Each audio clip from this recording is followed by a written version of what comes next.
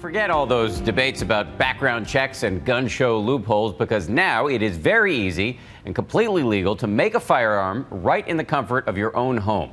We're talking high-powered rifles that are totally untraceable. And tonight, the result of a joint investigation by our partners at Fusion and Univision. And here's Fusion's chief investigative correspondent, Mariana Van Zeller.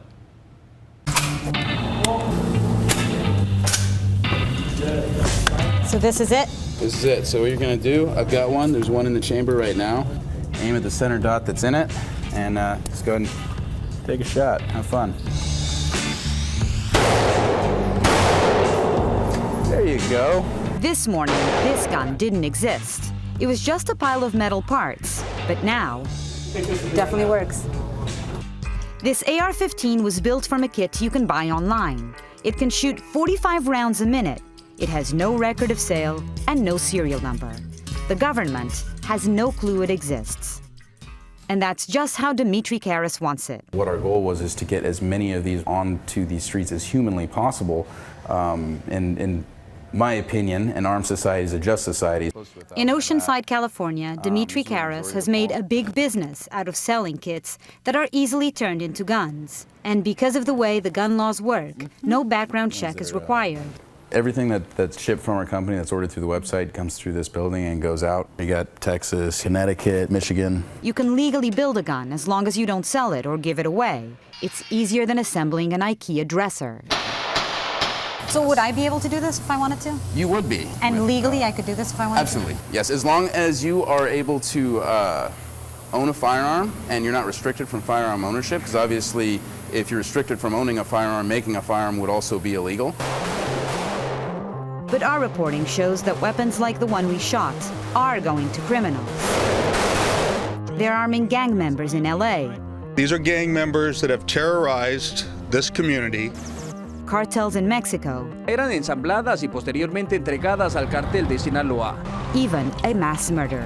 Requesting assistance on shooter, multiple victims down. Last June in Santa Monica, John Zawari killed 5 people with this weapon. Zawari tried to buy a gun but failed the background check, so he bought the parts online and built his own assault rifle. There have been a few cases, including the case of the Santa Monica shooter last year who assembled his own rifle because he wasn't allowed to buy one. The same day that Sandy Hook happened in China, there was a massive knife massacre that occurred. So should we go out and say that knives are the problem in China, and should we register all our knives and serialize knives and force people to go through background checks to have knives? While Dimitri sells everything you need to make a gun at his shop, he's not a licensed firearms dealer. And he says he doesn't need to be. It's either it is a firearm or it's not a firearm. So it's a very black and white situation. These are not firearms. Okay, so there's not one single firearm here? No, not for sale. It all goes back to the Gun Control Act of 1968, which defines what a firearm is. A rifle, as far as the government is concerned, is this. It's called the receiver, which connects the mechanical parts and makes the gun go boom. Receivers are tightly regulated. They're stamped with serial numbers and registered with the feds. You need to pass a background check to buy one, unless you buy one that's not quite finished, one that needs just a couple more holes drilled in it. That's called an unfinished or 80% receiver, and the law says it's not a gun. This is basically what's called an 80% lower receiver. And this is considered a gun. This is a gun, and this is not. It takes about 45 minutes at a drill press to do the job. But if you don't have one of those, there's now an even easier way. Plastic receivers that can be finished with a $50 tool. The polymers, which are really, really cool, because these ones, the experience level is lower, and you can actually build that at home with a Dremel. So you see that this almost, the job is all done for you right here. You can see that this is another color, it's in black, so you know exactly where you need to cut it. And you have the little parts here that also show you where you need to cut it. Dimitri says he'll sell 75,000 unfinished receivers this year, mostly online. No background check necessary, meaning anybody can buy one.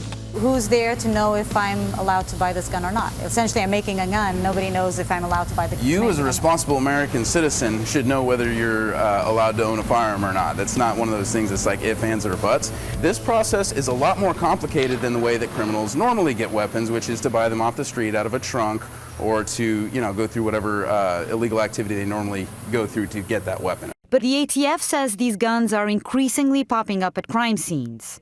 What is this? Okay, so this is a AR-15, homemade from a unfinished lower receiver, and this weapon was purchased by ATF undercover agent from gang members here in Los Angeles.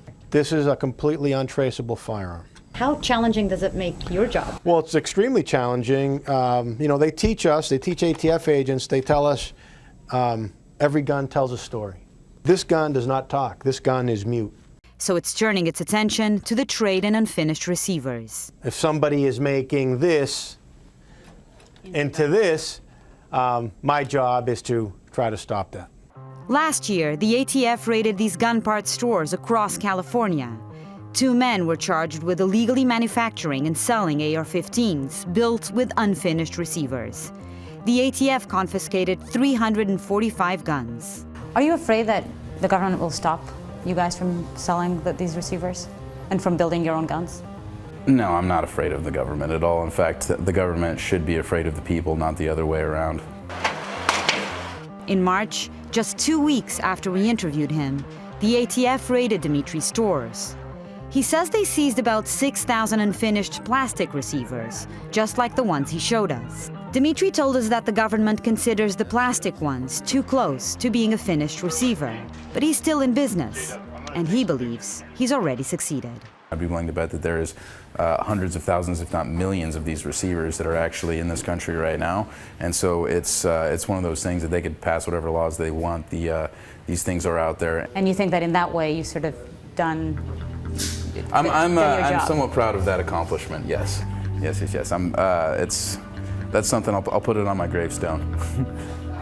Did his part to arm the people. I'm Mariana Van Zeller for Nightline in Oceanside, California. And the defendants charged with illegally making and selling AR-15s submitted a not guilty plea.